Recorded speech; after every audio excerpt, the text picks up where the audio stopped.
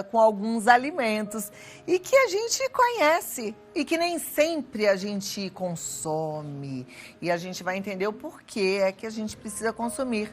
Eu tenho aqui alguns, né? Perfeito, né? A gente falou isso dos fatores não modificáveis, né? Tem um fator genético, apesar de ser pequeno, a história familiar pode. Tem a questão do envelhecimento, que não tem jeito, né? A gente vai passar o tempo. E tem os fatores modificáveis que envolvem a alimentação. Então, alguns alimentos, eles são essenciais. Esses alimentos e folhas verdes, eles são ricos no folato. Então, vitamina B9 é muito importante para o nosso organismo e isso ajuda justamente vários tipos de doenças que a gente sabe, cardiovasculares, que são fatores de risco para a doença de Alzheimer. E olha que interessante, porque tem essa substância, né, que você falou? Folato, isso, vitamina B9. Você pensa, protege também o seu coração. Perfeito. Então, até para os homens, às vezes falam, não como verde. Pela madrugada tem que comer, e os verdes escuros, principalmente. Perfeito. Brócolis. Outro dia eu conversei com uma nutróloga aqui, que ela falou que a gente deveria comer até todo dia, porque ele é tão bom, tão importante, que a gente não deveria ficar sem. E com pouca caloria, né? Pois que é o fator que todo mundo se preocupa. E aí a gente colocou algumas coisas que são tidas como gordurosas, mas são importantes, né? O azeite, eu até costumo falar com o paciente, grande parte do nosso cérebro é o que é gordura, né? Então é muito importante a gente se alimentar agora com as gorduras, justamente as que vêm natural. Óbvio, quando você pensa em gordura, qual a grande preocupação? Caloria. Então tem que contar direitinho para não exagerar, né? O ovo também, que já foi vilão durante muito tempo. Eu gosto muito do azeite, gosto também muito do ômega 3, né? Das cápsulas, porque elas também protegem, né? Com certeza. É que eu digo o seguinte, o mais importante é essa questão da alimentação balanceada, né?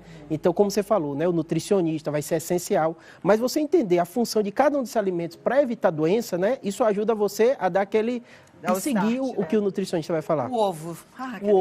O ovo é muito bom por causa das proteínas, né? Então, o ovo tem muito rico em aminoácido é essencial, né? Ele tem a questão da gema, que foi vilão durante o tempo por causa do colesterol, por causa das calorias, mas fazendo uma alimentação balanceada, ele cumpre um papel essencial. É muito raro você encontrar alimentos que tenham tanta riqueza em proteínas como o ovo. Por isso que quando você vê alguém personal, essas coisas, sempre ele bota o ovo como muito importante na dieta dele, né? Muito ovo. Aqui é o chá, né? Que chá é esse? Perfeito. O chá, eu gosto de colocar o chá de maneira geral, porque você normalmente tem baixa caloria, tem muitos de chá que tem até cafeína. A cafeína foi vilão durante um tempo, mas hoje a gente sabe que dá energia, né?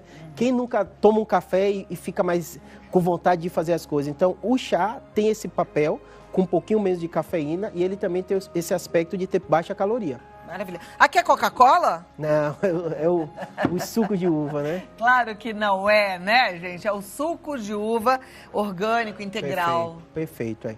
Porque assim, os alimentos, óbvio que você comer a fruta é muito melhor, mas a gente sabe que a alimentação é muito raro alguém ter uma alimentação tão perfeita, né? Então, se você imaginar que as frutas vão ser essenciais, se você puder comer a fruta é muito melhor, né? Mas se não, você puder ter o suco de várias frutas, isso vai ajudar bastante, né?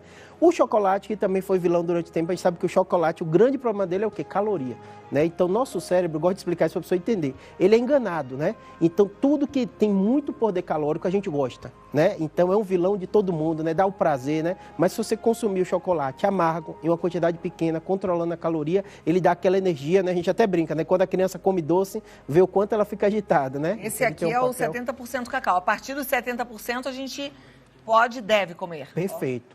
Sempre contando essa questão da caloria. A grande questão dos alimentos como o chocolate e os outros, e vira vilão por isso, que é muito raro a pessoa comer uma quantidade pequena dele, né? E às vezes comendo muito, aí vai ganhar peso, tudo isso, né? E por último, a castanha, que vai nessa linha. Mas eu vou dar uma dica, se for dos 70% cacau, a gente consegue comer uma quantidade pequena, até porque não é tão prazeroso. Perfeito. É bom, mas não é igual um chocolate ou leite. Com certeza. O que acontece com esses chocolates e outros alimentos, né, muito calóricos? Libera dopamina no nosso cérebro. Então, tem aquela sensação de bem-estar, de prazer.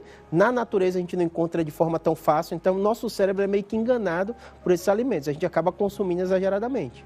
Maravilha. E aqui a castanha? É a castanha, né? O que acontece? A mesma coisa que a gente falou do azeite e dos outros, a castanha, ela tem alto poder calórico, então tem que ter cuidado com ela, mas ela dá uma série de lipídios que a gente precisa na nossa alimentação. E aí, não é só essa castanha, pode ser a castanha do Pará, pode ser amêndoa, pode ser nozes, né? São as oleaginosas. Perfeito, isso mesmo, né? Que elas juntam justamente essa questão dos nutrientes que a gente precisa, dos lipídios, e de forma natural. O grande problema que a gente tem na alimentação é a questão dos alimentos trans, né? A da gordura trans, que ela é muito mais prejudicial. Cuidado.